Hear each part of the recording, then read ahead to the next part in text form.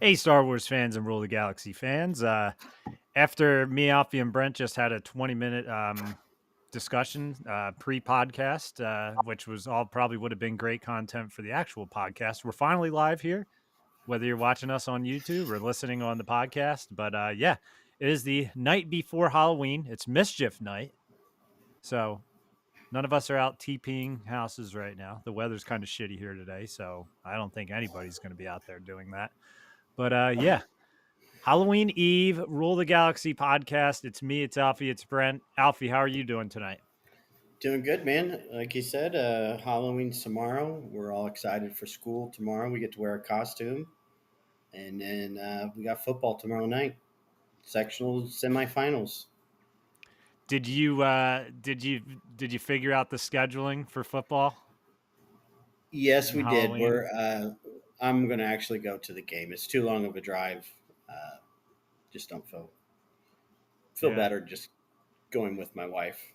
It Yeah. sucks to miss trick or treating, but we went to an event last weekend where we got to dress up, so we got a little taste of it, and we've had the discussions, and everybody's fine with what's going to happen. That's good. Trick or treating is still going to happen. Exactly. That's the most important thing. Hmm. Yeah, How and is that's go ahead, how is Brent. trick or treating going to happen? She's going to go with her grandmother and some family friends. Got it. Love it. And she's gonna be roomy. Rooming. All right. Yes. She's got the hair down, not purple though. She doesn't want to dye it purple. But my oldest daughter watched some YouTube, like we all do when we want to know how to do things. So she got the hairstyle down. Looks Good. really good. Meg got this like purple hair that she like Hmm. weaved into Harper's hair. Right. So she didn't have to dye it, but she had to like tie it in with it. So it was kind of crazy. Yeah, she didn't want to do that either. She Yeah. just so you know it does kind of stink though that the weather changed so quickly because now I'm sure you're going to face the same thing. You're going to have to wear a coat and sweatpants probably. Oh yeah. Well, you know what's funny is it was colder out here last weekend than it is today, but it has just poured rain all day Yeah, here today. We had that a couple of days ago. it's drizzled here the past few days, like nonstop. Yeah. Yeah, so it's just it was kind of a gloomy week. We had clouds, but finally it all dropped over the last 24 hours here. So, yeah, it looks like it should be okay for Halloween tomorrow. I mean, we had trunk or treat last Friday, and Harvard took the jacket off that room he wears and was walking around in like the tank top, and it was like Mm-hmm. 50 degrees. And I'm like, you need to put the jacket on. Is it the gold jacket? Hers like hers came with like two light fabric like costs. It's not movie quality, I'll say. Okay. Well, because that's the one that Azalea's wearing, and it It's like has a the white little. tank top and then Mm-hmm. like yeah, like a white jacket type thing. It's very light. So fun. There was probably 12 roomies last week at the haunted halls at the school. Cool. Cool. Yeah, that's what my kids cleaned up on candy last week. So it's like Halloween, it's Hmm. like to walk to the houses and get candy. It's like it's just all like bonus candy and they're Right. just like, "Wait a second, I didn't get candy from, 130 cars. This is Right. weird." You Yeah, know? I don't know if it's just because they did it on a Friday last week, or and then school was on break. It wasn't nearly as crowded as it usually was, so they were giving the candy away at the end. Oh yeah, that's what I was telling Meg. I was like, I had a couple kids come by like 3 times, and we're just taking handfuls. And she's like, "Well, why didn't you Hmm. tell them to stop?" I'm just like, "What the hell do I care? I'm just like, Right. it's got to go anyway." So, Hyperspace Heroes in the comments. What's going on? We're out here Thursday night, where all the Getting hyped action's up. at. Brent, what's going on with you? Right now, I'm painting up some Australians, and other than that, watched a little.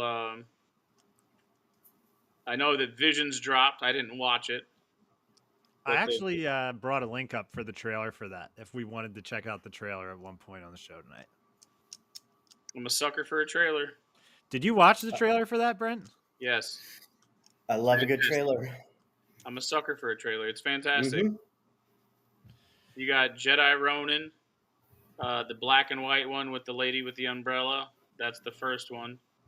Um, trying to think of the other ones that I know. And there's also with the Ninth Jedi or whatever, where the chick had a lightsaber and she went to the Jedi Council, and she thought they were Jedi, but it turns out that they were all Sith, and she started battling them, and that's basically where that one ended. So number two of that one is there. Do you guys think you will watch all the episodes of this new season of it? Probably, but I don't know if I'll put a lot of effort and I'll get to them. I'll get to them when I get to them. I'll probably watch them. I can say without a doubt that I will watch them. But like Brent said, it won't be a whole lot of effort. Right. Yeah, I don't think I watched. I don't know if I watched season 2. I got to look back on it. I might have watched like 2. Or wait, was season 2 Tatooine Rhapsody, or was that the first That's one? season 1. I don't know if I watched season 2. I got to look back on it. I don't remember it. I'm- I'll I probably know- throw it on at one point. Yeah, I know I did, but I don't really remember any. Did season 2 have the one where they fought the Sith on the mountain? I think that was season 1 also. The old guy? Yeah, That was season 1. there was one about a rabbit. That was season 1. Lop and Ocho. Mm, dang. Ouch.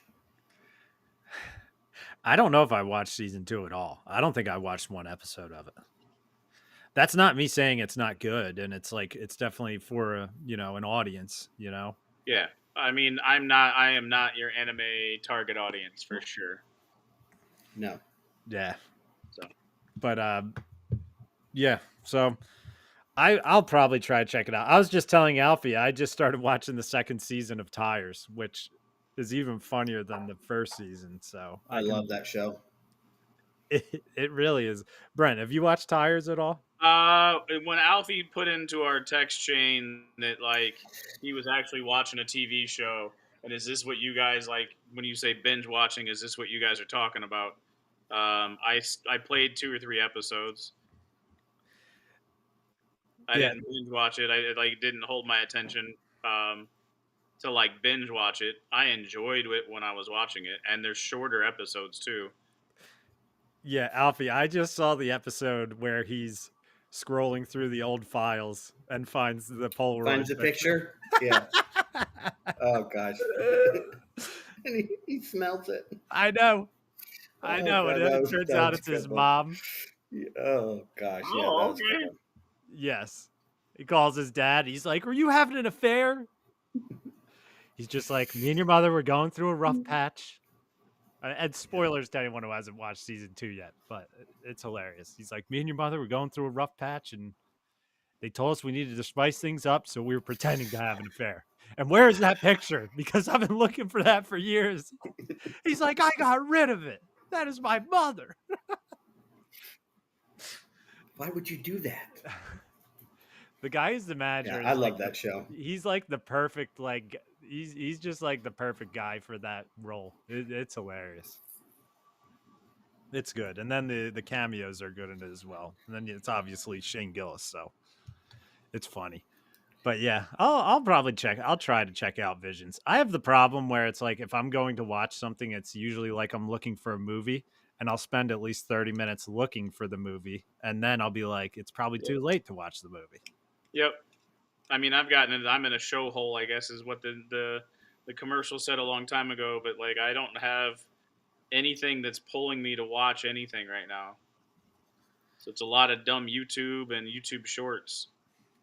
Yeah. Is the reason why I like this show because it's shorter and it's like a real television show? It's like a sitcom. I mean, Yes. Yeah. Is this what we're missing, like in life? Yeah. What are the episodes, like 20 minutes, Alfie, or something like Yeah. that? It's really easy. I mean, it's also shot like The Office. It's like the style of the filming is like The Office. Mm-hmm. I miss themed episodes too. Like if you think about it, how many shows did you watch that would have been Halloween themed this week? I know. Dancing with the Stars was Halloween themed this week. Oh my god! Yeah, it was so Halloween themed that somebody broke their ribs. Yeah, that's the mom from Parent Trap, the woman who plays Meredith in Parent Trap with Dennis Quaid, the one with the blonde hair. Yeah, I just saw like on my feed, she was talking from her hospital bed. I know that I don't think she fully broke her ribs because they cleared her to go next week. But Dylan Efron broke his nose this week too. Oh my god! Zac Efron's brother. He's the heartthrob of Is all. Andy Richter still going? He's still going, man. He is still going. They voted out someone from Mormon Wives this week. So that 80-year-old demographic that they're shooting for with Andy Richter. Dude, Andy Richter, the people love him. My son is always just like, Dad, I need you to vote for Andy. I need you to vote for Andy. I need him to stay. Which, like, Andy can hardly move across the dance floor, but he's having a good time with it. So that's all you need is the fan vote, man, and it'll come in for you. It's just weird because there's some TikTok stars on it, like I said, where it's just like I don't really know who they are. Right. And that's kind of when I stopped. Like when I've watched it a few times, but I don't know who the Mormon Wives are. No. And I'm also assuming that Jordan Childs is probably going to win. She's good. She's not. I expected her to be the best, but the one girl from Mormon Wives and the one girl from TikTok are the best. The blonde Mormon wife. Alex Earl is her name. She is the best, and so is the other Mormon mom. Which the two of them have danced their whole lives, so that's where I'm kind of like, yep. Where does this equal out? Because they look like pros out there. You know what I mean? Where it's like, how do you balance the judging? But it just comes down to the fan vote at home. Well, all right. I could, yeah, I can tell Alfie's enjoying this Dancing with the Stars content right now. Oh, but yeah, that's my Dancing with the Stars update of the week. I'll bring one to you guys next week as well. I'll tell you who gets voted out. Looking forward to it. But one thing I did listen to this week was Katie Sackhoff was on Joe Rogan. Did any of you guys tune into that? Yeah, I just listened to it today. That Joe Rogan didn't talk about Star Wars once, the whole podcast. Nope, he talked about Battlestar Galactica.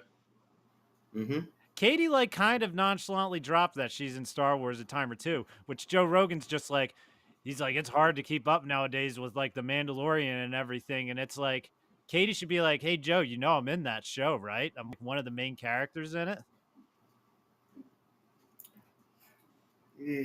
Yeah, I don't know. Maybe Joe's just not a Star Wars guy. He loves Star Wars, though. I've heard him talk Star Wars before, and he loves The Mandalorian. I think he knows that she's in it. I just think it like they talked about all kinds of different topics on it. Like, maybe they weren't allowed to talk about it. Interesting. She's really fun to listen to, though. I do like her. She's badass. But Joe was also frustrating me with the AI talk, where he's just like, well, this is the way it is, whatever. I'm just like, well, you should understand a little bit about how she feels about it as well. Like, I mean, Pandora's box is open at this point, and that's what he was trying to say. No, it is true. He is just looking at it from a very realist point of view. If anything, his opinion on it is probably the way you would talk about it, Brett, where I would just be like, well, can't we add this? And you're just like, it's too late. Pandora's box is open, man. Like, I understand where she's coming from, but like, they talked about, we're bringing up somebody else's content, but they talked about, I think it was 50 Cent. Somebody took 50 Cent song and turned it into used AI to turn it into a jazz song. Right. And her comment was like, shouldn't he be the one to be contacted to make that? So you're taking that away from him. To which his reply was, isn't that what Battlestar Galactica was? I know. Which is a 100% remake. Or not. It was somebody put it out there. Somebody else watched it. and changed it around and reproduced it. Her only argument back, though, is the fact that that was still done with human intelligence and it wasn't done with like some computer doing it. And it's gonna get bad. Not bad, but like there are podcasts they were talking about it, but like we can just type into a chat bot, make me a podcast about Star Wars Andor seasons 1 and 2, and they can produce an hour-long podcast based upon all the comments that are on the internet that it's scouring. And like, so podcasting, I mean, media is going to change. Not like it hasn't been changed already, but Well, that's just like George R. Martin. I can't remember if he won a lawsuit or has a lawsuit against OpenAI, I think, because they finished the series for him. oh, did they really? Or something to that extent, or wrote some fiction that was basically A Game of rip off Thrones. of his, right? Yeah. But if Using you're AI. not, you have the opportunity to write it yourself, and if you don't do it, can you be mad if somebody does it for you? I I think mean, you can always sue for copyright and whatever.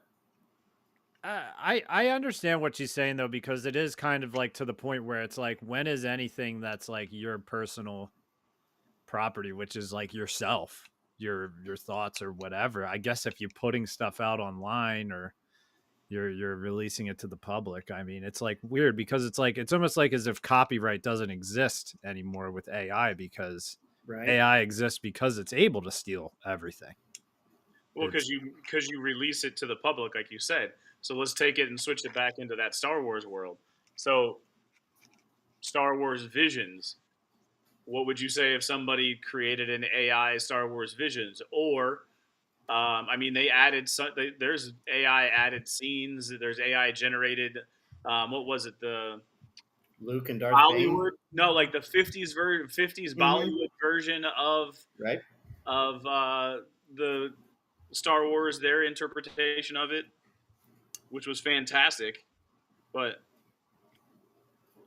Yeah, Like, I think the AI Luke talking to the Sith ghost is pretty good. I don't think it's something that should be really like released to the public with the intent of it being real content. making money. But yeah, I think in the right context, it showcases what, like say, like you or I could do at home to say, I can make this. This is my idea. Let's expand on it, right? Mm-hmm. Or basically like making storyboards. yeah. Yep. I mean, you know how people always say whatever technology we get, the government had it 20 years ago. Do you think Mhm. that AI has been around Yes. for a while and they're just releasing it onto us now, kind of? 100%. Yes. Its nefarious purposes are already created and in use. Yeah, Ugh. animating, videos of Sydney Sweeney using Grok. That's just to keep us, Stable. Yeah, my mind went blank there for a second because I was thinking of one, but yeah, just keep us amused. You might be thinking of her appearing at whatever award show that was yesterday. Goodness gracious. Well, that was okay. I don't know these celebrities well enough to know that was Sydney Sweeney, but yeah. Oh, I knew it was Sydney Sweeney right when I Mhm. saw that. She knows exactly what she's doing. 100%. The Wendy Peppercorn of our time. Mm-hmm. Yeah, and you know what's funny? I went right into The bathroom. I went right into Rogan with the scientist talking about this 3-eye Atlas comet, which kind of relates to Star Wars. What do you guys have you guys seen anything about the 3-eye Atlas comet that people think is not a Oh, meteor? There's a comet. Well, it's heading straight. It's heading like it's taking an interesting path. Yeah, and it's coming closer. It's aliens. I mean, here's the deal. This isn't the first time. This isn't the last time. There's gonna be scares. Eventually, a rock will hit us. It's happened before. There's evidence of it in Arizona. What are you gonna do? Be pretty wild to see that shit. Yeah, I mean, yeah, I got a pretty good plan of what I would do. What are you gonna do, Alfie? Uh, I don't know. Probably take the. How much time are we talking about here? An hour? Well, you can like there. I feel like you'd be able to see it for a while. Oh yeah. We're probably rolling up some hippie lettuce, Dark Side of the Moon. Watch that bad boy come in. That's what I'm saying. Just sit and take it like a man. What else are you gonna do? Fight traffic in your last few minutes? Ethan, what Elijah Wood did to get to the high ground. What movie is that with Elijah Wood? Deep Impact. Oh God, The Armageddon before Armageddon. I never the saw lesser Deep. known of the asteroid movies. I remember those two. I was a kid when those came out, and I remember the two of them coming out around the same time, and me being freaked out seeing the trailers on TV, being like, "Is an asteroid gonna hit us?" And then my dad's just like, "No, it's just a movie." And then I just remember watching Armageddon for the first time, and I think that's the second movie that ever made me cry. Aw, you cried when Ben Affleck died. You mean Bruce Willis sacrificed himself for Well, Ben that's right. It was Affleck? Bruce Willis, not Ben Yeah. Affleck. For Ben Affleck, even though he hated Ben Affleck. You take care of my little girl. He didn't hate him. He loved him like a son. Exactly. Perfect Storm Which- was the first movie that ever made me cry. Are you serious? Yeah, I mean they all died. That was like Yeah. I think it was the first PG-13 movie I ever saw as well. Such a baby. George The Clooney whole dropped an F-bomb. Riding out into the waves ending. Yeah, that was a tough one. Oh, and Mark Wahlberg's like speaking to his wife. It's like he's like Mhm. speaking to her, like, I know you can hear me, whatever. It's like, yeah. Mark Wahlberg is the first guy who ever made me cry. Little did I know I'd be watching him in other guys as an adult. I would just like to point out too that I place Armageddon really high as far as theater movies go. Okay. It's not Independence Day or War of the Worlds, but it's pretty close. You liked War of the Worlds? Did you see it in the theater? Tom Cruise? Yes. So you're the one? No, I did not see it in the theater. Yeah, that's the difference. I just know that that's the it got panned. Yeah, I 100% agree. Yeah. But seeing it in the theater is completely different. Oh yeah. I loved that movie when I saw it. Okay, so that was 05. So I was 14 when I saw that. Which one? War of the War of the Worlds? Worlds? War of the Worlds. So I remember we saw it down the shore, and they had a huge screen on the beach, and it was like movie night on the beach. So you brought your beach chair and watched it out there. When those things were landing, how loud they had the speakers and shit, dude. I was like looking around into the ocean and stuff. It was freaking me out actually, because the sound those made was pretty wild. Mm-hmm. You do know the story, right? You do know the story of when they read that book on the radio. People would people were like jumping in the water and people were rolling up their hippie lettuce and accepting the end. Exactly. I don't know if hippie lettuce was like common at the time because it was in the 20s, but they read War of the Worlds on the radio and people lost their minds. Yeah, they didn't smoke hippie lettuce. They just did cocaine. In their Coca-Cola. Doctor prescribed cocaine. You seem to have a little bit of fever. We're gonna give you a subscription of a little cocaine. Holy shit, I feel great. I got a lot of energy. Well, Nothing can stop me. what is the Shane Gillis skit? Is it a little bump? Have you seen that one? Yes. A couple of beers A and a couple little of bump. beers. Yeah. Couple of beers. Yeah, the Saturday Night Live Yeah, that's a great one. commercial. The scene where they're at the farmhouse, like beforehand, when the whole battle is going on, and he looks over the hill and like everything's on fire, and then the tanks come over and the jets, and yeah, that was intense in the theaters. It brought it up a letter grade. Oh, that movie's good. I would watch that again. You just made me think of Signs as well. Mel Gibson's Signs. Mm-hmm. I'll watch Signs. I might watch Signs tonight. Swing away, Meryl. Yes, that's a So good one. I think that is really one of the most effective scary movies in our recent times. I'm not talking like gory, horror movies. That those to me are really never scary.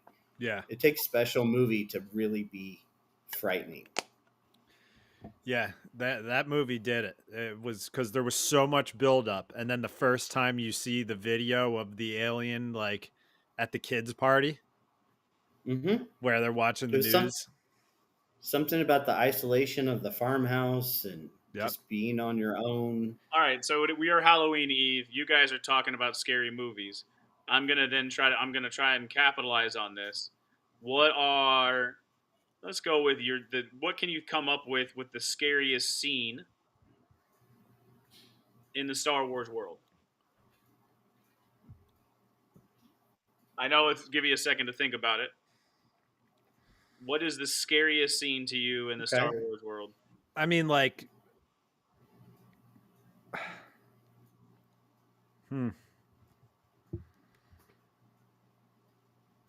I don't know if it could be labeled as scary, but I would say Anakin getting burned and crawling out of the lava to me is one of the scariest moments in Star Wars.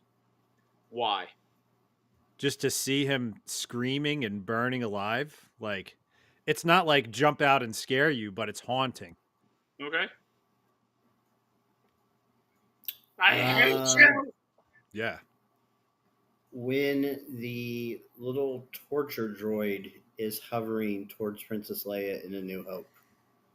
That is And a the really look in her. well done shot. I feel. Mm-hmm.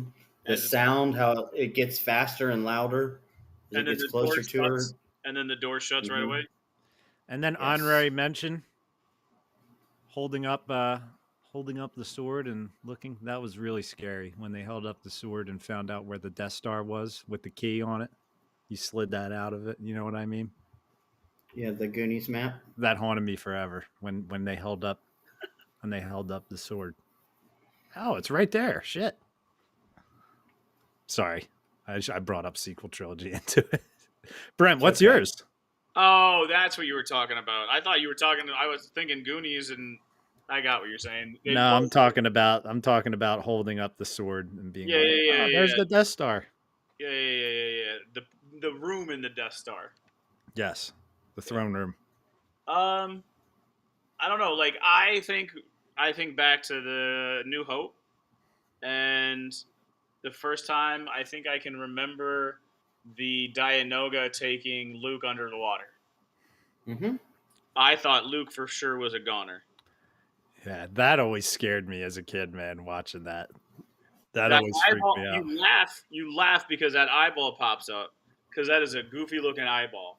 It looks up, pops up, looks both ways, and then goes right back down. And then the Yeah. next second, Luke's underwater. Yeah, I might have to blame Star Wars for every time my dad would throw me in the bay. I was just swimming as fast as I could to get back onto the dock. There was just something about the dark water and not knowing what was underneath me. I think another one would be when Vader wakes up or is activated or whatever, however you want to describe it, in Revenge of the Sith. And then as he's destroying the room, you see that smile form on Palpatine's face at what Okay. he's created. right? Because he's excited because of how much anger and how much power. Yeah. Not only has he destroyed the Republic and the Jedi, but he's created this monster fueled by hate and rage. Yeah. And I mean, easy one could also be, the Vader hallway scene of Rogue One. I mean, that's Oh yeah, scary. that's a good one. That's scary. I'll give you that. I guess another one. I would say the Geonosians in the prequels when they start coming out of the woodwork in the Yeah. catacombs, and you start hearing them clicking and not having any clue what's going on. And then I also think that then carries over to when they go back and they run into Saw Gerrera. Is that Rebels or is that Clone Wars? Rebels.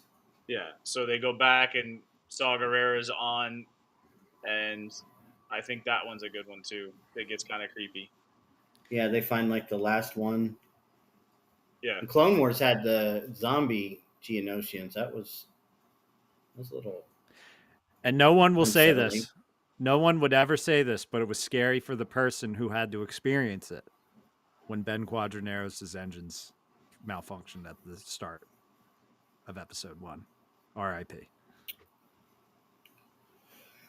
I will give you one that is maybe a little surprising for me, giving my feelings on the program, but that scene in Andor when she is forced to listen to that recording and you don't get to hear it, but you can just see you get it through the expressions on her face.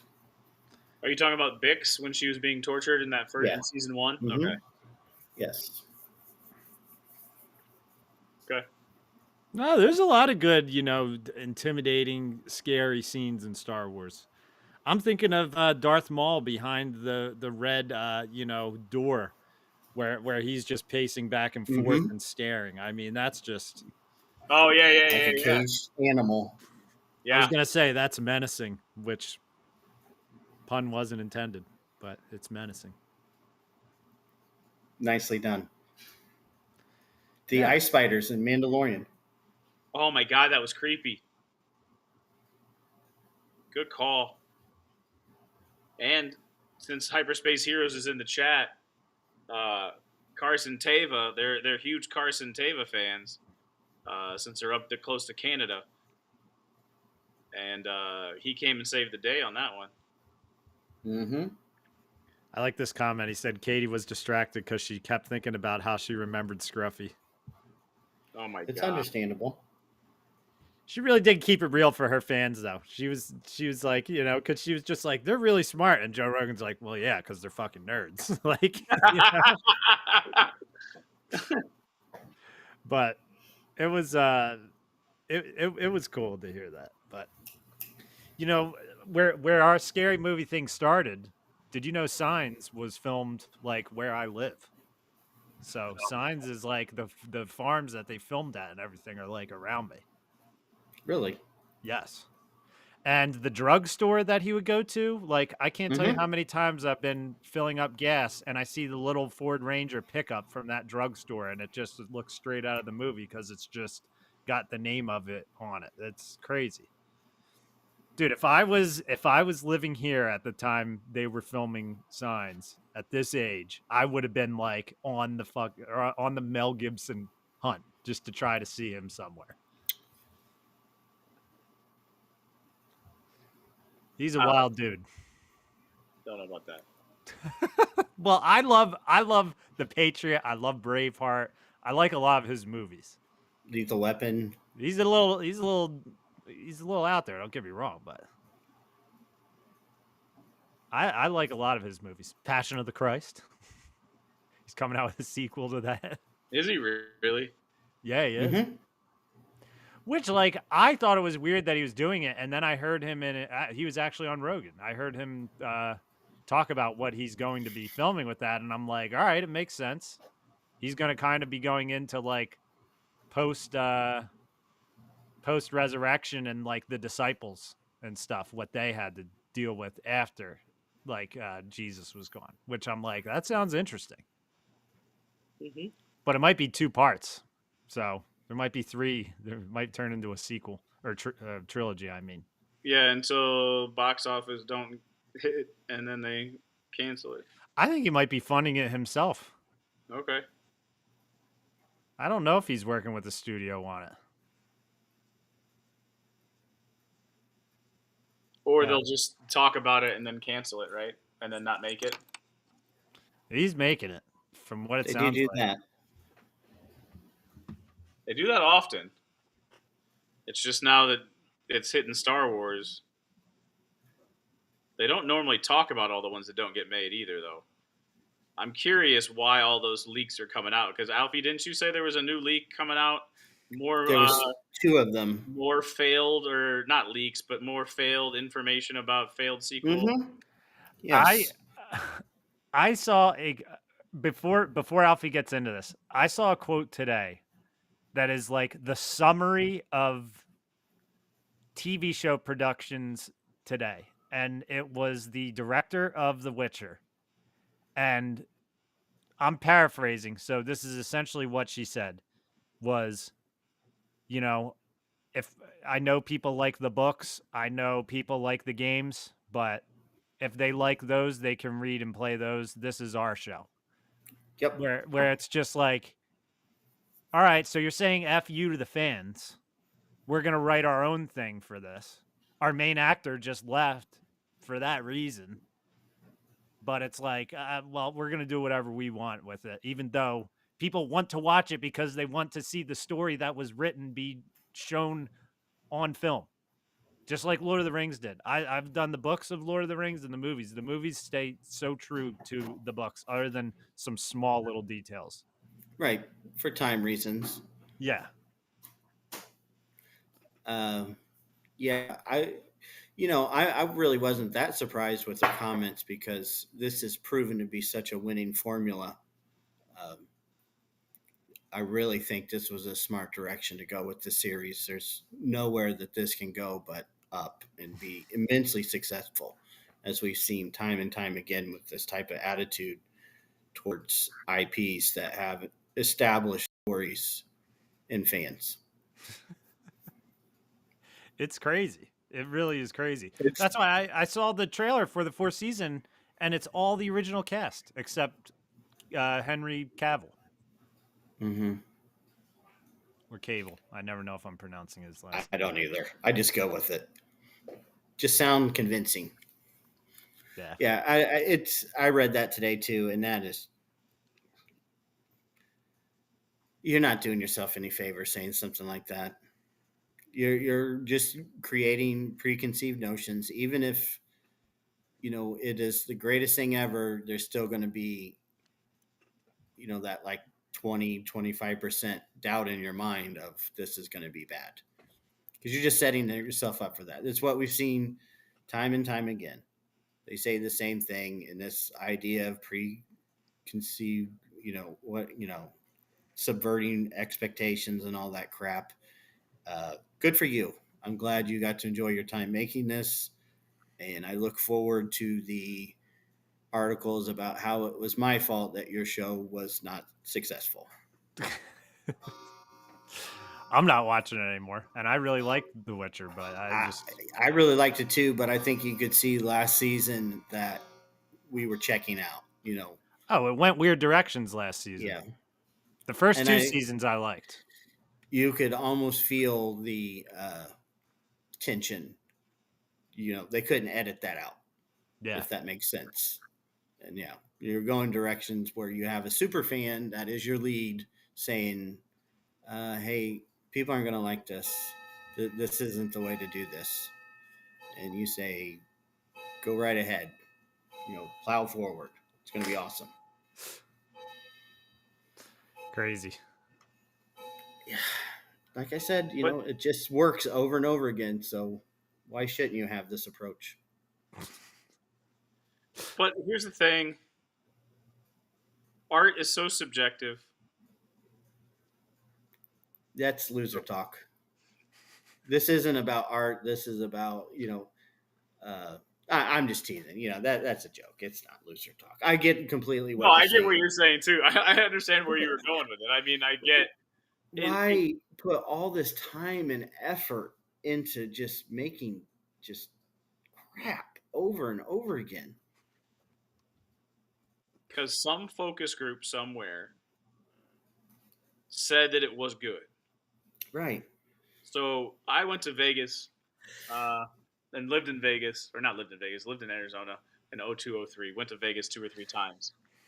They do focus. They had paid focus groups. Like you could go watch and do a focus group, and you rated the show, and it was just random people. And my friends and I, we wanted to get like free drinking money, so we signed up to be part of one of those TV focus groups. Um, One time, I watched Inside NASCAR because they were taking the hour-long show and they were going to make it a half-hour-long show, it was a HBO show that I think they have since canceled or took it off the air, but they wanted to make it go faster, and I was in the demographic for it, and I didn't like what it looked like, and I gave the feedback, but clearly the decisions were being made at some level, and they were already more or less made. They just wanted to see if somebody would agree with them. See, like that's why like a thing like The Witcher, like 90% of your fan base watching that show are watching it because they love the story of the game or the story of the books and they want to see it made into a show. It's not for you to be like, well, Mm-hmm. we're going to tell our own story with it and mess with how it's told because like me and you are similar with it, Brent. Like I'm a TV show guy where it's like I watched Game of Thrones before I did the books and then I did the books, but it's like I see the best scenes of Game of Thrones are the best parts of the books. And it's like imagine if the showrunner for Game of Thrones was just like, we don't need the red wedding in this. We're going to change that. No one's going to die at the red wedding. I want all these people to survive. Then like you're pissing off your fan base that's there to watch it. It makes no sense to me. Well, I mean, they kind of did that already when they finished the seasons out because they began to adapt and make up the story, and people really had a hard time with that because it was different and it wasn't George R. Martin's vision. Yeah. It like I think like Star Wars and Game of Thrones season 7, 8, and 9, and the sequel trilogies are suffering from the same kind of fatigue with the fan bases. We never got our Star Wars trilogy from the Double Ds. No, we did not, because to add on to this point, once they ran out of source material, their idea sucked. And I just there's it, they just weren't as good as what the first 6 seasons showed. It's easy to really bump your stock up a little bit when you already have that base written. We have this base and we can just make it better. When you take that away, it really exposes your weaknesses. And those last 2 seasons, so season 7 is okay, but yeah, season 8, train wreck. It'll just always bother me with what, and if anyone's never watched Game of Thrones before, I'll try to keep it kind of spoiler free. But it just kind of it really pisses. The main thing that pissed me off about season 8 was the way that they took Jamie and Cersei's storylines ending. I thought it was just so weak for how big of characters they were to ruin years of buildup for the way that went down. It was terrible. Especially when you again you have this storyline of Jamie already written that is really really good, and it sucks that hasn't been completed in the book. I get that, but to just kind of throw that away was that was not a good decision. No. And the buildup of Jon Snow, and then again throwing that away. I get that King Arthur isn't happy, doesn't have a good life after the Knights of the Round Table and all that. I get that, but what was the purpose of him being brought back to life? What was his purpose of being a Targaryen? it never amounted to anything. Nope. And season 8, to me, every time I watch it or watch reactions to it, it still has that feeling of two guys trying to get done with this as fast as they possibly can to cash that Netflix paycheck or that Lucasfilms paycheck. Yep. Paycheck that never happened. It's just a shame. I brought it up about Star Wars. Game of Thrones was Monday morning talk, no matter where you were at. Monday was Game of Thrones talk at work. I remember Wherever. it was even season 7. I was listening to Mike and Mike in the morning on the radio show, and it was right before they basically axed the show, and Golik's kid was on it, and he came on. They had Herm Edwards, and the first thing that Mike Golick Jr. said was, "Don't talk about it. I haven't watched it." Mm-hmm. And at the very end of Herm did very good, but at the end of when they're like, "Hey, Herm, we'll see you later," they have a dragon. The White Walkers have a dragon, and the only Herm Edwards voice you can do, and they're like, everybody else is like, "We weren't supposed to have any spoilers." I love it. Exactly. And then by season 8, it was done. It's over with. No one talks about it. They couldn't give season 8 Blu-rays away. Those had to be buried in the desert next to, the last 17 Star Wars figures. And yeah, the E.T. Atari game.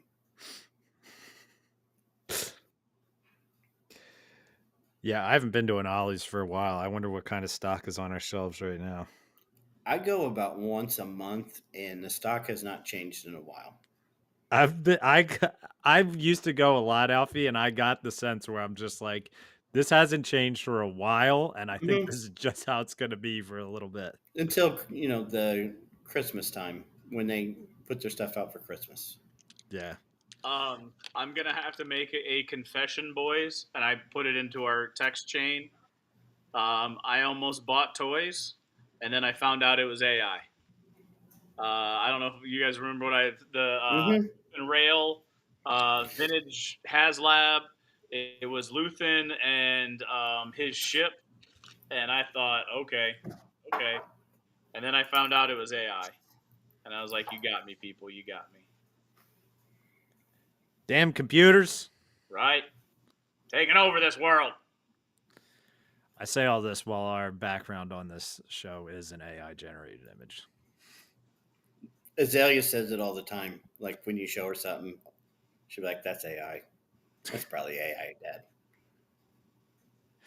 Dude, I saw a video the other day though where I was like, I think it was real, but I'm just like, I hate that it's always in the back of my mind whether something's real or not anymore.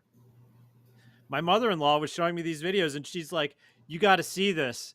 Like, it's the funniest thing I've ever seen." And it's a moose going up to someone's front door, and like a ghost scares the moose, and the moose like falls down. The moose was going to get Halloween candy. It wasn't real. It's AI. I'm like, if you see this Sora thing bouncing around here, it's not real. I was like, I know it looks extremely real, but it is not real.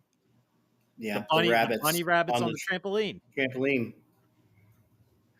I watched that. That was kind of at the beginning when the videos started getting really good, where I was just like, this is hilarious. And then people were just like, this isn't real. I'm like, God damn. I was like, this is going to get into a bad place.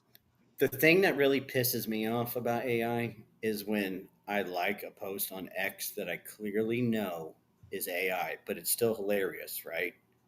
And then like the guy that was trying to steal Vader's lightsaber, the stormtrooper that was like, "Hey, Larry, let's go get the lightsaber." And then all of a sudden, Vader's like running down the hallway, and they're like, "That was a really bad idea." Right. And then you start getting the notifications that it's fake. And it's like, dude, I know it's fake. I can still like it. It's still funny.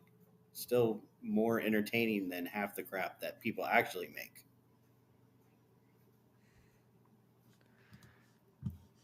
I got to share something on our screen here. And then we also need to get to what Alfie was talking about with Yeah, we kind of rambled on from that, didn't we? Yeah, we It's did. my fault. I didn't want to miss talking about the um I did not want to miss talking about what I saw from the director from The Witcher, because I'm just like, this is the mentality that some of these directors have, where it's like, yeah, I know there's a lot of fans of this, but we're doing this. Sorry. It just kind of bothers me. Right. But hold on, let me see if I. Well, I'm just gonna do this. Look at these bad boys. We've Wait, got Crocs? we've got some What are new those? we've got Oh, some that's new Darth Vader Crocs. Nice. They're $90, but still, That's what kept me from pulling the trigger on the Revenge of the Sith Crocs. I really wanted those, but they were too expensive. yeah. I mean, that's crazy. I feel like Crocs should be $40. You want to make a That's as special pair, then fine. They have that's as expensive as the Boba Fett Air Force Ones that I got. now Joe needs to get these bad boys. Those are the kids' version. Those are lady killers right there. Yeah, Joe, the R2 fan, Mm-hmm. needs to get these bad boys. He can put on some Steelers yellow socks. Oh my god, look at the freaking look at these Grinch ones. That is just unbelievable. like That's good hilarious. or just unbelievable that they're making it. That fur A little would bit of get both. so gross on those. Oh, look at the hand sticking out of the back of it. What the Mm-hmm. hell?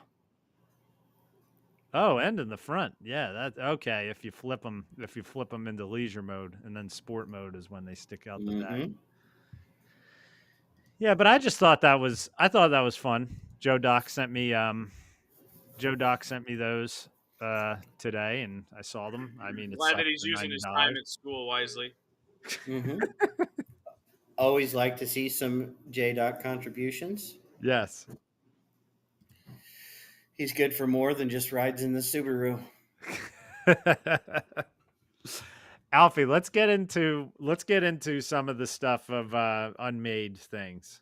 Okay, big name here, David Fincher. You Yeah, guys familiar? I've Yeah, heard the Seven. name. Is he 7? Is what you said? Yeah.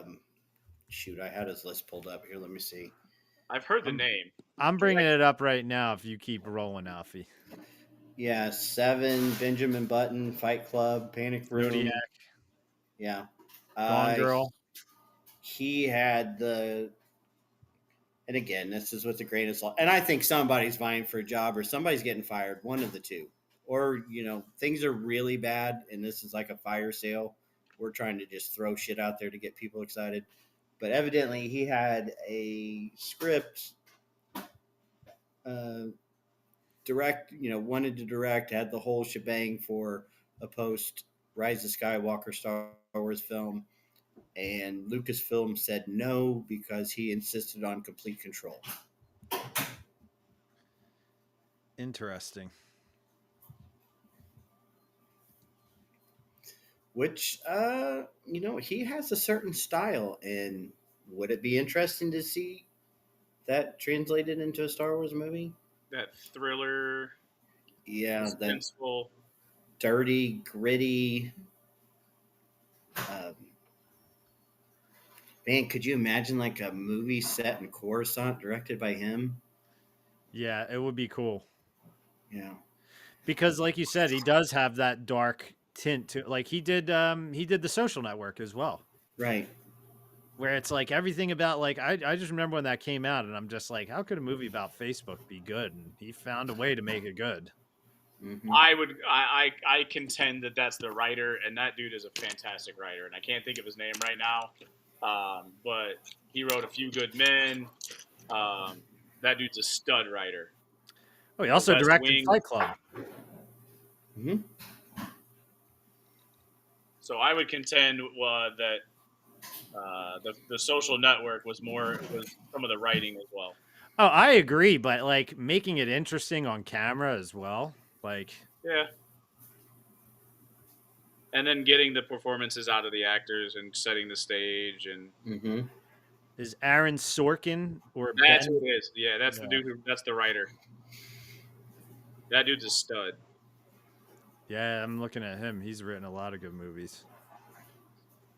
Moneyball, Steve Jobs. Yeah. And he's got a particular style of writing too, but I love Sorkin. No, it wasn't Aaron Brockovich. You mean if you pair a good writer with a good director, you're going to get a good product? It's a possibility.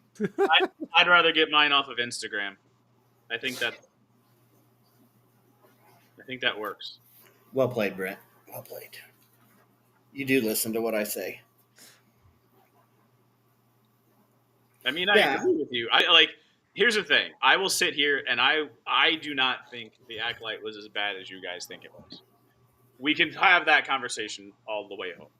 Do I agree with all of your negative comments of it? Yeah, sure. I do think it's dumb that they gave a lot of the starring roles to people and they didn't do auditions. Yeah, I was hoping that being a fan of the Star Wars universe, Headland would have had a better grasp of what to do. I just don't think that she was the one to do it. But yeah, they should not have hired people from Instagram. That's dumb. Right. And that's going to roll right into our next topic. I'm glad you brought that up, Brent, because she let it loose this week that if you would have given her more time and money, Oh yeah. Kymir was going to, his story was going to evolve into he The was the first first one. Knight of Ren and, Plagueis and Palpatine, and it was going to be really awesome this time. They were going to get it right this time. I think that is just trying to capitalize on the fans that like the show. She knows that they are sequel trilogy fans, and just trying to get her name back out there. So I think she's become radioactive, and Mm-hmm. she's trying to get a job.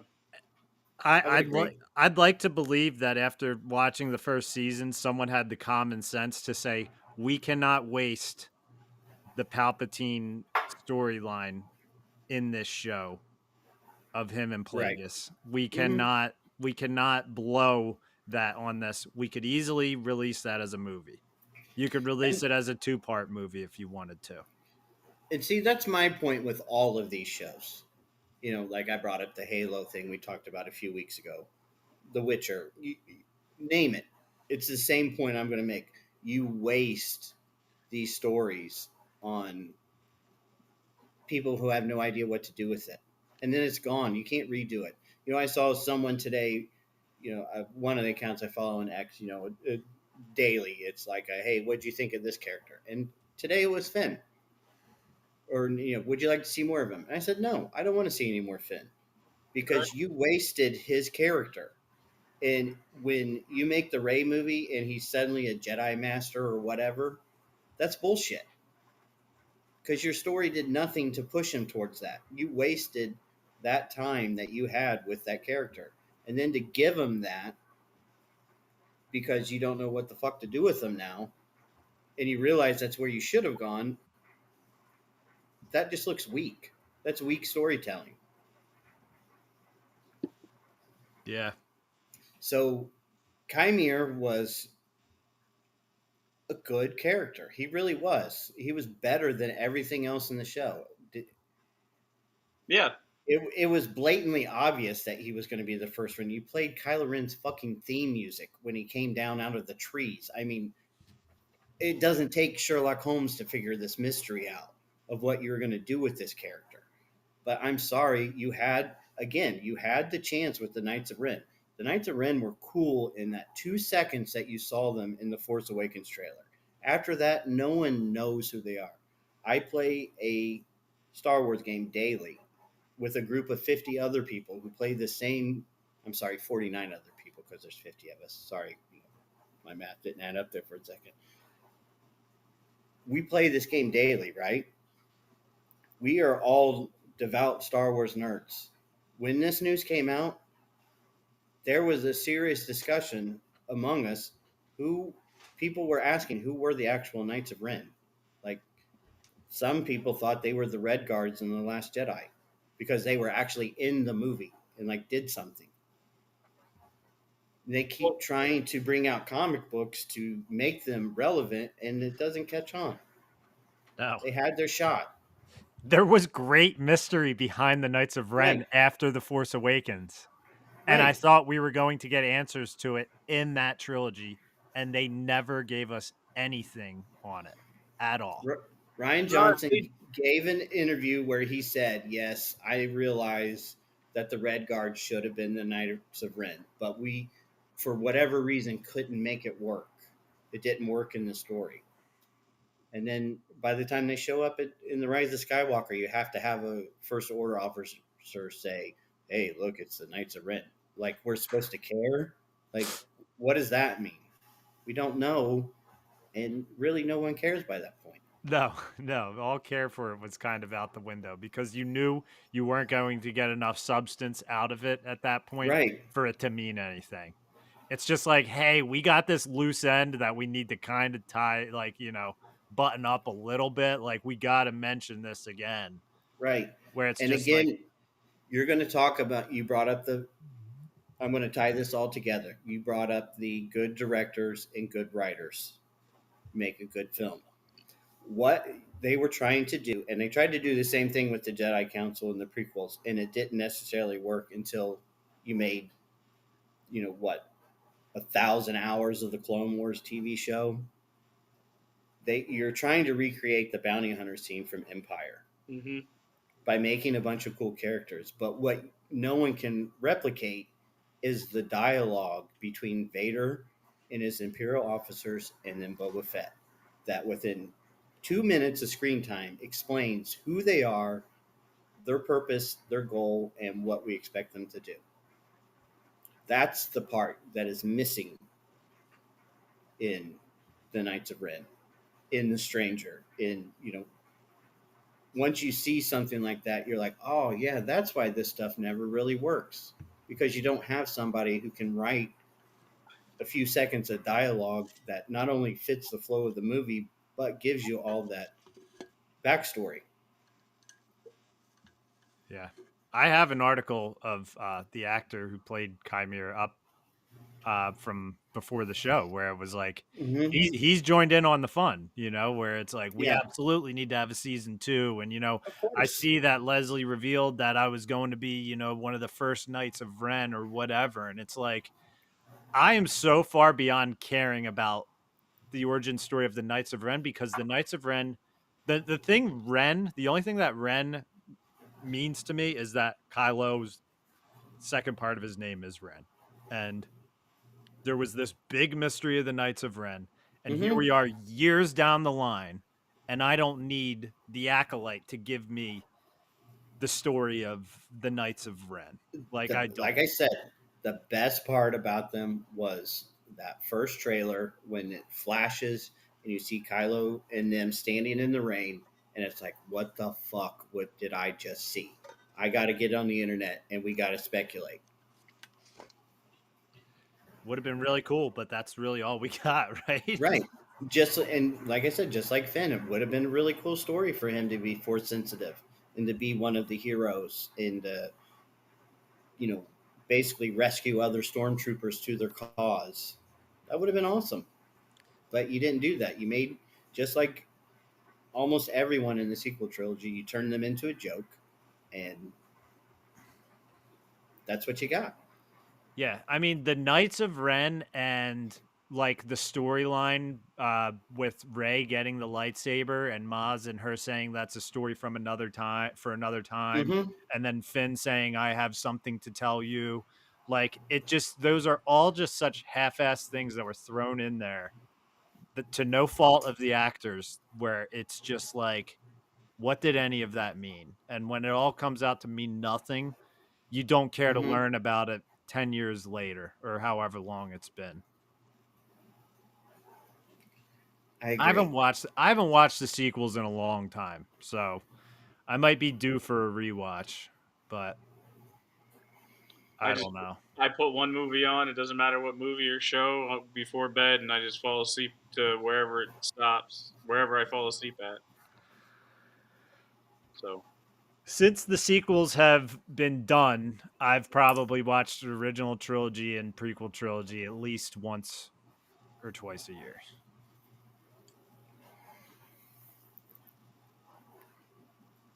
But I'm about the same. I'll watch the sequel trilogy if it's on at work or something. There's never, I can't say there's never going to be a day, but the probability of there being a day when I'm like, you know what I fucking want to do today? I want to watch The Last Jedi. That day is probably not going to come. It might, it might, but I would not put any stock in it. I wouldn't place any money on that. I think years down the line, and old Alfie tells Azalea, Azalea, will you put in yeah. Last Jedi for me? And then she's just like, we need to Dad, see are a you doctor. okay? Dad, are you okay? Are you trying to tell me you're dying? I mean, when it comes back out of the theater for an anniversary or something, will I go see it? I probably will. I will admit that I probably will. I went to see the Phantom Menace. I think the Phantom Menace is a piece of crap movie too. It just is to me. I understand that that generation loves it. I get it, but to me, it doesn't do anything for me. Yeah. Well, it's been interesting seeing all this news. Like you said, there's someone who's either Somebody's got trying to get a promotion or Mm-hmm. there's just there's a turd in the punch bowl. Yeah. I mean, what do they do? Like, I mean, I guess everybody's got they've done Andor or not Andor, Ahsoka season 2, Mm-hmm. and it's like maybe some people are just getting a little antsy in the Star Wars department, but there's plenty going on. You've got a damn Mandalorian movie coming out. You've got Ahsoka. I maybe not as much as we've been used to the last couple years, but there's stuff going on. I don't know. I think there is a turd in the punch bowl though. Someone's just leaking shit. Got to Yeah. be kind of high up though. Somebody's bitter. Maybe it's Leslie Headland. Maybe she's the one who's leaking the stuff. Well, I mean, she's the one who let out the quote. I don't know where exactly the quotes came from, but it was her quotes about the Knights of Ren and what they were going to do. I don't Yes, think she would do that though. I guess. I mean, if you're a director, you shouldn't go spill the beans. I don't know if I could get in trouble for the 15. Hey, if you're not cashing any checks, you may be willing to throw a Hail Mary. And that's the thing. This is such a 2080 issue, but that 20% sounds so loud that it makes it seem like there's a lot of support for this idea. I mean, people are putting up, have you seen Ben Solo posters on, telephone poles? Outside of Lucasfilm. Yeah, you couldn't go out on the street and find 10 people out of, 100 who know who what Ben Solo is. Correct. Yeah. Nobody gives a fuck about that. I'm sorry. It's just the way it is. Look, I'm gonna break some hearts here, but this is the state of Star Wars. I have had a Grogu bobblehead sitting on my desk for 3 years now, right? And I know this doesn't seem relevant, but I'm going to bring it full circle. For whatever reason, it has become a huge issue in the past 2 weeks. It kept getting taken by quality and saying, hey, you can't have this. And then somebody would bring it back and put it back on my desk. On and on. Somebody finally, yesterday, gave it to my boss and said, hey, he cannot have it. I don't know why this was such a big issue. Like I said, it's been on my desk for like 3 years. Every person that talked to me about it called it Baby Yoda. Not one person said Grogu. The Mandalorian is 100 times more popular than any of this crap that we are talking about. Watched way more, mainstream, worldwide phenomenon, blah, blah, blah. And no one gets the name right.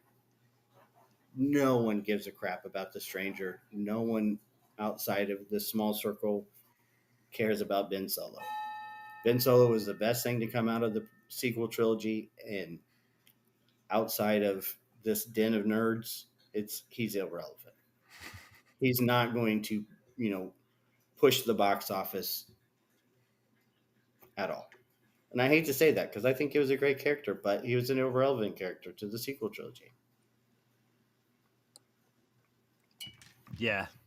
I mean, just seeing the 48 million net profit for Rise of Skywalker, just like How did that solidifies it. balloon into a $650 million movie? Like, how does that happen? I have no clue, man. I have absolutely no clue. But my main thing that I love that's sprinkled in is like they're like Dave Filoni was working on it. Like I feel like they're trying to like tickle the fancy of the fans on like the opposite side where they're like Right. Filoni was involved in this. The people who nonstop it's Filoniverse and this corporate slop and cameo, fest, all of a sudden are like, well, Filoni liked it. He was working on it. I know. Said it was a great, and nothing. It's like I always say at work, because I train a lot of people and they talk about other jobs, blah blah blah. And I say, you know what? I've been doing this job for 30 years. They have never met one person who left this job that went to a worse place. No one ever reads an unmade script and says, yeah, that was total dog shit. It's always the greatest thing they've ever read before. It was going to revolutionize filmmaking. It's a fishing story. Exactly. It was a monster. It was bending the rod. It was unbelievable fight. Oh, do you have a picture of it? Right. No, it got away, but it was the biggest fish I was ever going to catch in my life. Right. It's the same thing. It's not necessarily the same thing, but it's the same idea as releasing 3 episodes of Andor at a time to try to, beat the system on ratings for a week. You knew you were going to do it and get all your clickbait headlines. Yeah, the number of views. The number of views. We put it out the right time when it's in between all these big shows and nothing's on, and it's going to hit Nielsen #1 for a week. And then we'll get our Emmy, we'll get all our coverage, and we'll recoup some of what we spent. That's exactly what they're doing. They're fishing this around, trying to make some interest. Uh-oh. Doc go down? Something happened. So to go back to like the production on TV, I think Game of Thrones is a little bit to fault on the way of TV being made that way, because Game of Thrones shot like a movie and it had worldwide success and people loved it. And so because everybody's a copycat in Hollywood. No one could, like, what do you say all the time? What do we say all the time? New stuff is hard. New ideas are hard. Everybody's trying to cut into the same type of movie, the same type of show and epic, and trying to make these TV shows and make them like movies, like Game of Thrones, and they just miss. And they're expensive misses, as you've said, we've pointed out. Right. Even Game of Thrones itself can't replicate what it did the first time. I like House of Dragons, but can you really tell me anything that's happened other than the 2 girls kissed at the end of the last season? I I know some things, but they flew on dragons. Like, do you know anybody's names? Rhaenyra. Outside of a few, not really. Daemon. Here's what I'll say. That's about the extent of it for me, and I've watched every episode. Right. I'm with you. I walked in a second late, but I can catch the vibes of what you're talking about. What do you think? I had to walk away for a second. I think you're just talking about the overall feel and vibes of House of the Dragon, and compared, like we're talking about like old good vibes versus modern vibes that are just like half of what you used to feel. And it's like I do sometimes, like, I enjoy House of the Dragon. I think that Damon's character is very good to OG Game of Thrones. Mm-hmm. But I do know that it's like I'm watching it trying to feel that feeling Right. again. It's like you posted the trailer for the Hedge Night or whatever, right? Yeah. And that's what I said. I don't think I really missed the show that much. I missed the idea of it. Nothing's Well, ever going to be like that again. Nothing is ever going to be the portal scene from Avengers. It's never going to be like that. Is it fair to expect that at one point? I don't think it's really fair, but But that's what I think the fans like. So we're all chasing that, right? So this is what I right. say all the time. The Marvel Cinematic Universe for the first 22 movies did something that's never been done before. They worked together and they built a comic book in the movie, Mm-hmm. right? Never been done before. Because they did that, all nerd fandom, and that is us talking about it and the people listening to it, expect that out of every single product that is being made. They're expecting that. It kind of goes back to like Empire Strikes Back. Everyone, when we watch Star Wars, we always talk about, is there somebody more? So go back to Ahsoka and Merrick. Is Merrick, people were talking about who is Merrick and like what is Merrick and is Merrick Ezra, and trying to connect something because we want that huge reveal. So when there are these ground shattering moments, everyone wants to be a copycat of those moments, and I think fans are ruined in a way because they expect that portal scene every time they watch a Marvel movie. We expect that like crazy plot twist of I'm your father anytime we watch a Star Wars thing. There's It's hard to recreate that, and I don't know, do we need to change, like it's not changing expectations, not lowering expectations, but do you need to understand that it's not going to be that way? I think it can, though. I think you still can. I just think you need the right people to do it. I think it's possible. And I just think Marvel lost their way a little bit ever since then, and they're trying to find their way back now, which obviously they're letting the genie back out of the bottle. Like, they made their 3 wishes, the genie went away, and then they tried to do life without the genie, and now they're just like, hey, can I get another 3 wishes? Bring back Robert Downey Jr. and everybody else. Right. Not that that's the answer, but I think it's possible. Like, you can still make good stuff in these worlds. It's very possible.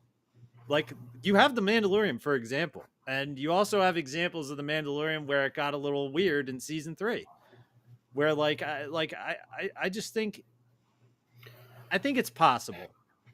I don't think that I everything has to be a lesser version. It can still be great. I don't think season 3 was that weird, and I don't really get the dislike of season 3 other than there's no Luke Skywalker. I totally understand that, but and I've said this quite a few times, I don't understand why you stopped, because you had it going, and I see what you were doing with season 3 and where it was going to set up the story for everything to fit together. But then you stopped that story, and I just don't understand it, because you had a good thing going. You had built, like, and I hate to say this because Brent just made this point, which I agree with 100%, but you have to acknowledge that what they were doing in building the Star Wars Avengers was successful, and you built it, and then you just stopped. I don't understand why you stopped. So I don't have numbers and dates, but there's a part of me that would say that when Mandalorian season 3 was going out was about the same time that Disney was losing its way and they fired Chapek and brought Iger back. Mm-hmm. And so when you I say, would agree with that. and I don't know if my timelines are matching up, but that is where I feel like everything lost its way Mm-hmm. for I would all agree. of the Disney. So all of the Disney Plus lost its way, Star Wars lost its way, Marvel lost its way, Disney Vault being put out onto um, the Disney Plus app, those things lost their way. All of that was all part of this upheaval that Disney was a part of, which brought Iger back into the fold. Yeah. So I don't, and a lot of it is they lost a lot of money. They weren't doing well because Chapek was focused on the parks, but the parks weren't doing well. Yeah, your timeline lines up, Brent, because Mandalorian season 3 aired March 1st, 2023, and Chapek era ended in 2022. So he was 2020 to 2022. So they were definitely filming season 3 during the Chapek era. So you're on with that. It's business and it sucks, right? So you're looking at it from the fan perspective, and I think my perspective always comes to try to come back and talk about it as a business venture, right? I don't necessarily come at it from the full on fan perspective, but from a business venture, that's what they were dealing with. They didn't have it, and they needed to stop because they were hemorrhaging money, and this is what we're left with. And they haven't really figured out a strategy yet, and they haven't figured out how to work, because one of my favorite things to hear is Alfie say that streaming is a fugazi. It is. Yeah, I agree with you. Oh my god, I'm getting The- ads for freaking Star Wars Crocs on everything I search for now on my computer. So keep going, AI. Alfie. Sorry. Nice. AI. Mm, yeah, we have to switch our tool allowance this year back to Granger. So I got on Granger today to start looking stuff up, and it's been nonstop emails and text messages. With offers and did you see this? Mhm. Did you see this new tool we're gonna put out? 20% off, but you got to act Yeah. fast.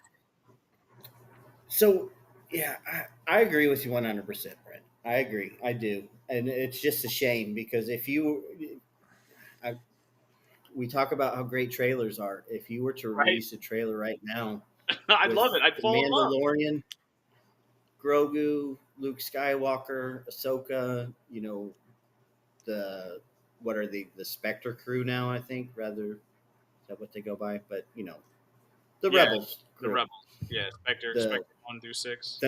the Night Owls, Boba Fett, uh, Fennec, uh, the Marshal, Cara Dune, all that. Yeah, you'd break the internet. It'd be awesome because we would relate to that. We would say, "Oh yeah, here it is. Finally, this is going to be the big team up movie." One day. And that's seems like that's what you were building towards. I get the business aspect of it, but then again, on the same side of the business aspect, that would have made a lot of money. Yeah, but as you said, the cost of one movie that they had just made ballooned to $650 million. Right. So And like I say all the time in our text chain, it's their own fucking fault. And when they have to sell this to Apple or whoever is willing to pay for it, right, it's their own fault. You watch those behind the scenes of the making of the original trilogy and the prequel trilogy, and you see all that talent, all that in-home talent, what they were making, in the garages, in these studios themselves, what they created. They are going to lose. They've lost that already at Lucasfilm, in my opinion. That's yeah, gone. It's now a bunch of corporate mumbo jumbo. yeah. Uh, but yeah, all of that is going to be gone when they sell it to Apple or whoever, and it's their own fault. Yeah. So what I was saying, D Doc, it wasn't necessarily the feelings, but my statement was that I think TV, as Alfie says, everything's a copycat. And so the success of Game of Thrones and the way that Game of Thrones was made and produced made people think, oh, we can do this and make it viable, because they were essentially filming it as a movie. And so that's what everybody did. They tried to capitalize on it, but they didn't realize that HBO products have a solid fan base if you like HBO products in general have a solid fan base. Yeah. They're usually really well done, and people love HBO. It's got a so they didn't realize how fragmented and how parceled out fan bases are and viewing habits are until you release something that you thought and you put your heart and soul into. And I'm not going to say that Headland and the crew didn't put their heart and soul into it, because I 100% believe they did. But you put something out that you put your heart and soul into and you think is a good product, and the amount of views you get are dwarfed by Coco Melon Yeah. and Chewy and Hamilton, which has been out for 10 years, but is still one of the top streamed things on Disney Plus. Yeah. Yep. That's just how the cookie crumbles. I don't know. That sounds really cliche, but it's just how it goes. I mean, I make videos where I think this is going to be the one where I'm like, I'm giving so much information in this video of how to do something in your bathroom. Like, this video is going to skyrocket and it'll get like 1,200 views. And then I make a video half-assed talking about a grill that I got, and it's one of my top performing videos. I don't know. Sometimes some things don't make sense, but sometimes what you think is great isn't what people are actually looking for. No. So, yeah. And I've learned that, and I've learned to accept where something I think is great isn't what people are looking for. It just sometimes sucks, or the algorithm hates me. I'll just blame the algorithm.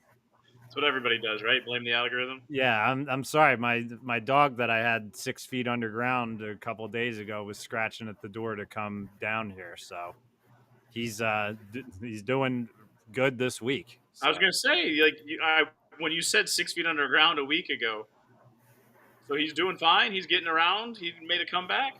He's a million times better, but I mean, he's got an extremely aggressive form of cancer. So I had a very bad couple days, and now I'm just at a point where I'm like, he's here, he's moving around, I'm going to enjoy it, and I'm just ready for when it happens. Because I don't know, it's like this is almost like, I don't want to say it's a false hope thing, but like, he has this hemangiosarcoma. It's like an extremely aggressive cancer that dogs get, and it doesn't show up in blood tests, and it just grabs onto areas where there's a lot of blood and starts at the spleen, goes to the lungs and everything. So it's like the 0.01% shitty part of having a dog is you have all the good stuff, and then it's just like gone. It's They're just gonna they're gonna pass, right? Because they have a limited lifespan. and we got him probably a year before David was born, so it's like, for the kids, it's all they've ever known is him being here. So I had a bad 2 days where I was like, this sucks. But I'm on the positive end of it now, where I'm just like prepared for what could happen, but I'm also hoping he could like make it to Christmas. Who knows, or he could go tonight. That's the shittiest part about it. Right. But he's moving around good. It's just that it's in his lungs. It's in the spleen. It's probably going around the heart. So we'll see. 10 years old. I wanted to get 15 out of him, but I've never had a dog live close to 10 years though. So this is good for me. I've only lost one, and I don't know what happened to her. Pretty sure she got taken by a coyote, but I don't know for certain. Yeah. Damn. Yeah. I never did find anything, and she was a beagle, and was the run of the litter, was not a hunting dog at all, would never leave my side. So I know she didn't. She was the type of dog that did not run even when she had an opportunity. Right. Here he is, right here, making an appearance on Rule the Galaxy. Look at that big sweetie. So yeah, she disappeared one night, and then I saw traces of a coyote a few nights later. So I'm pretty sure that's what got her, but I never found anything. Dude, that sucks. Mm-hmm. That's what this is like. I grew up with my dad having to do the dirty work, having to have our dogs put to Mm-hmm. sleep when I was younger. And this is like the first time for me where Meg grew up in the mountains. Meg was just like, he's fine here. If he passes away, we'll just bury him in the backyard. And I'm just like, I don't know if you can bury the dog in the backyard here.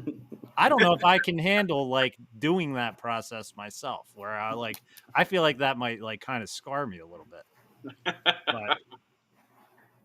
But I don't know. It's I don't know. My cat randomly died like months ago, and now this crap. I'm just like, what the hell is going on? But it's Hey, our goldfish are still holding on strong. What? Good. From the Yeah, summer fair? all 4 of them. Wow. Those are some hardy genes on those things because they usually die within a week and a half. Yeah, they're still in their bowl. You're gonna swimming get around. those goldfish that turn into like almost koi fish, Alfie. Yeah, they're already pretty big, and I will say they do have really pretty long tails. Very fancy.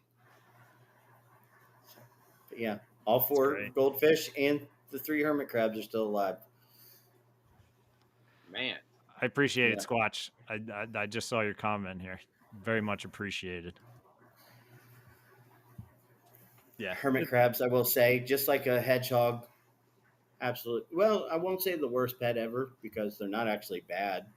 They're actually pretty good. They don't do anything. Yeah, they're boring. Yeah, Did you have a pet hedgehog, Alfie? Yes, I did. Did you name it Sonic? No, it was a girl, so it was Amy. Nice. Mm-hmm. Again, depending on the way you look at it, either the best pet in the world or the worst. They do nothing but sleep in a ball all day, and they come out at night and they do run around, and you hear that pitter patter around the cage. While you're trying to sleep. Mm-hmm. That's about it. They only like to be held by one person. It's like the first person that holds them, they like attach to? Yeah, it's kind of weird. They kind of secrete this little kind of mucusy thing and lick it all over themselves, and then yeah, they're attached to you. That's wild. Were you the So- person they were attached to? Unfortunately, yes, it was. You're the But- person it's secreted on? But it's a weird pet because like you can let it out and it doesn't do anything. Like you can set it on the couch and it rolls up into a ball and it just sits there for hours. Doesn't do anything at all. Which I thought was weird when I bought it because have you ever bought something from like a breeder, like an animal breeder? Probably back in the day, dog wise. Yeah.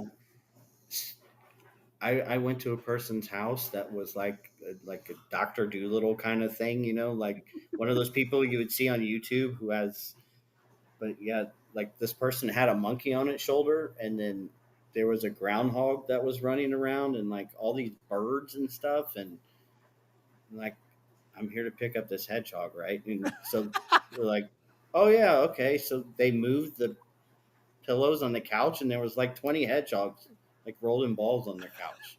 I'm like, which one do you want? I'm like, I don't know. But yeah, Pick a really ball. weird. It's like Yeah, you it's just like the pick lottery one. ball. And I'm like, what the hell is going on in your house? I'm like, yeah, we got animals everywhere. I'm like, you should Alfie's go like- out back into the greenhouses. I'm like, greenhouses? Alfie's like, this better not be the way I die. A guy with a bird and a monkey on his shoulder. No. Yeah, it was weird. But Safe to say I've not been in one of those types of houses. it was different. But it was, yeah, Amy, she was a good hedgehog. It's like having a cactus. It doesn't do anything. Yeah, I remember we got one of our German shepherds in Lancaster where it was just like Amish people. I just remember driving up there and there were kids on the street actually playing that game with the stick and the wheel. And I was like, I was young and I was like, what the hell is going on here? I'm like, this is like, I was like, I've seen this in like movies from like in black and white. Right. There's I didn't know actually this was a real thing. There's actually kids running around hitting the wheel with the stick. Right. Somebody But, rides by on one of those giant bicycles. Yeah.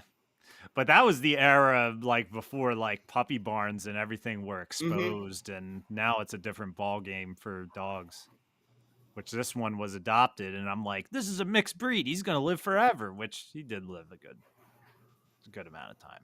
He's still alive right now. He's sitting there licking himself, looking at me, so I shouldn't talk about him. I legitimately was ready to dig the hole in the yard over the weekend, so I'm taking the time I got, so that's all you can do.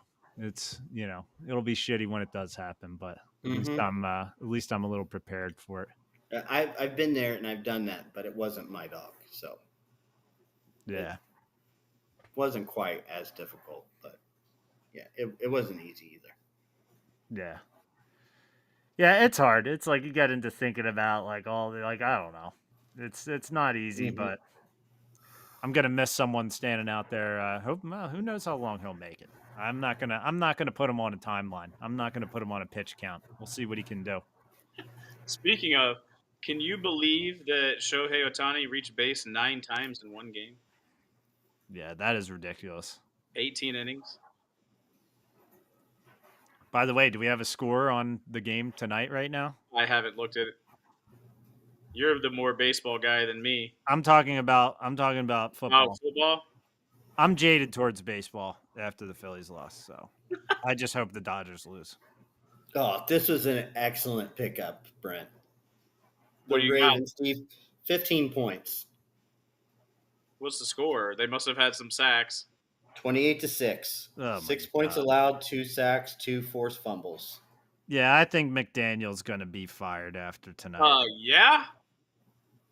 I'm surprised he made it this far. I can't believe he's made it this far. And Lamar is back. He's 17 for 22, 184 yards, and 4 tutty passes. That'll get you a good 16 points in our fantasy league.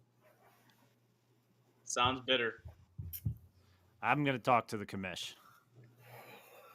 Joe's going to hear this too at the end of it and be like, "What's going on here?" I wanted to wait till the end of the season to bring it up and just say I think TD passes should be 6 points. I think you're wrong. I don't I think mean, there Because should they be any scored- changes. I don't think there should be any changes to the scoring. I don't think there should be any changes to anything. It's a dynasty league. Right.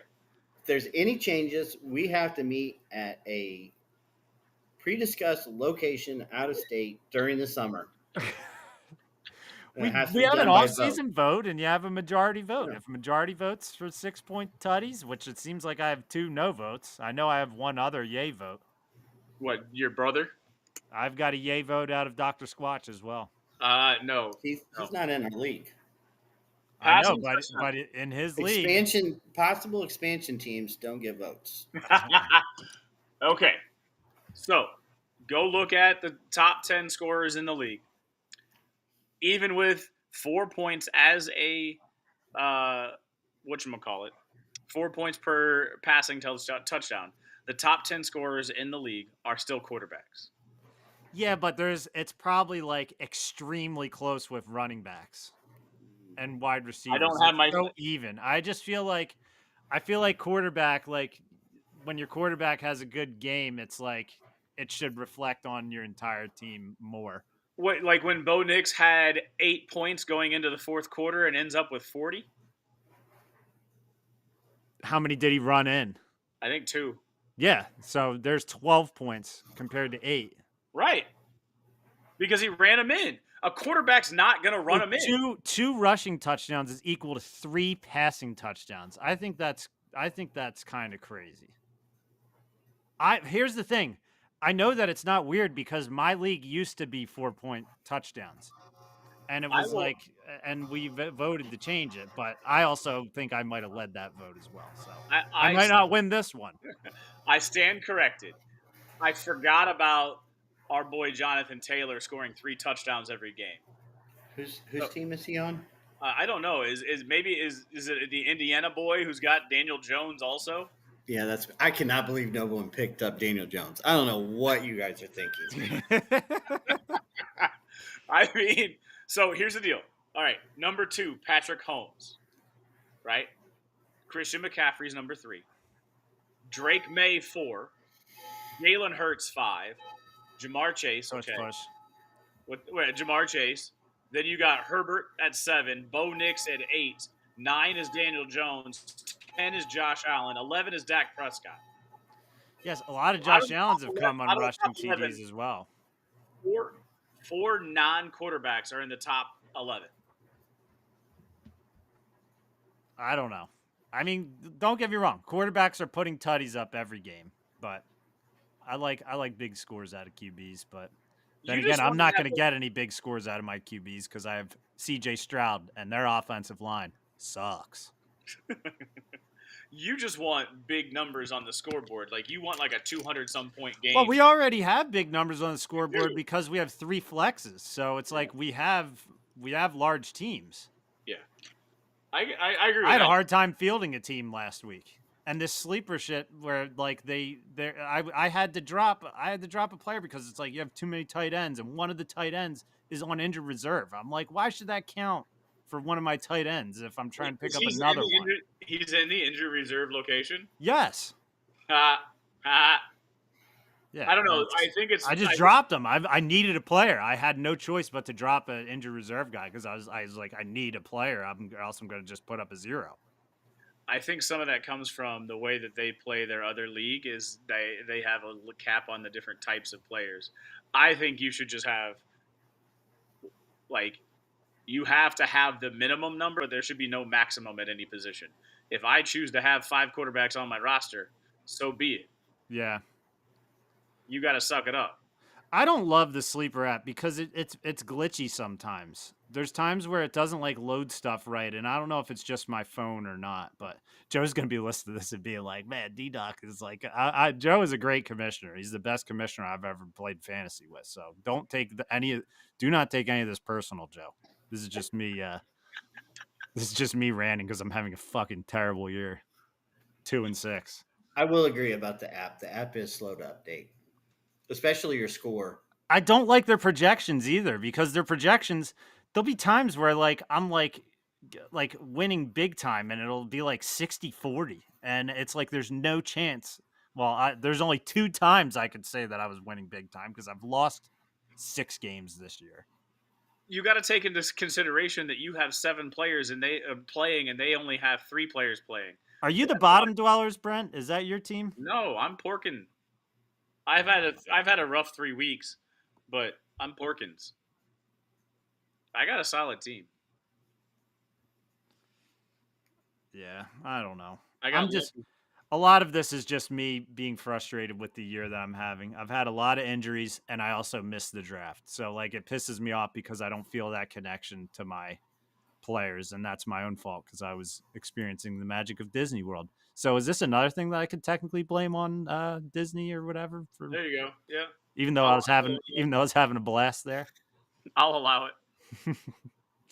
Well, guys, we've gone a little over here. We're at about 1:45 almost here. So Really? Yeah, hour 45. I feel like we really didn't talk about anything. Yeah, I mean, I don't know. The time flies when you're having fun with your friends, man. That's how it goes. Well, do you guys got anything else before we wrap it up here? And again, Joe, I think you're a great commissioner, and I don't have any issues with you or anything. I don't want Joe to take it personally because I know that it's like it's not like it's odd for quarterback passes to be 4 because that's how I used to play fantasy. Oh my God, Mark Andrews on the bench. He's got 16 points. Because the tight end is so much more important when you have a running quarterback because they just dump it off to the tight end. Now let me see what Justice Hill did this week after he put up freaking 0.2 points for me last week. I bet he had a good night. No, he has 3 points. Good.